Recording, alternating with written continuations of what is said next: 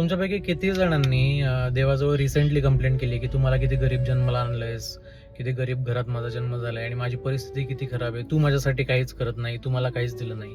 त्या लोकांनी हा व्हिडिओ नक्की बघा. ही अशी मुलं आहेत ज्यांना एक वेळचं जेवण सुद्धा नशिबात येत नाहीये. आणि आता ज्यावेळेस त्यांना कोणीतरी जेवण आणून दिलंय, पावसात त्यांच्याकडे उभं राहायला सुद्धा जागा नाहीये, ती मुलं थरकापतायत थंडीमुळे, कारण कपडे सुद्धा त्यांच्या अंगावर तसे नाहीत. जर हे सगळं बघून सुद्धा तुम्हाला असं वाटत असेल की तुमच्याकडे देवाने फार कमी रिसोर्सेस किंवा तुम्हाला खूप कमी गोष्टी दिलेल्या आहेत, तर थोडंसं सेल्फ ॲनालिसिस करण्याची गरज आहे. कारण तुम्ही जे आयुष्य जगताय ना, ते आयुष्य जगायसाठी लोक देवाकडे भीक मागतात. तुमच्या आयुष्यासाठी, तुमच्या लाईफस्टाईलसाठी करोडो लोक तरसत आहेत.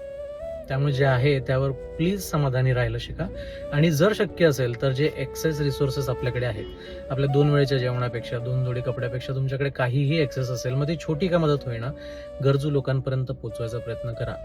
ट्रस्ट मी, याचा तुम्हाला आयुष्यात एवढा फायदा होईल की देव तुम्हाला भरभरून द्यायला सुरुवात करेल. कारण की तुमच्यामध्ये देण्याची शक्ती आहे, तुमच्यामध्ये देण्याची मनस्थिती आहे, तुमची मानसिकता चांगली आहे. या कारणामुळे फक्त देव तुम्हाला अजून भरभरून देईल.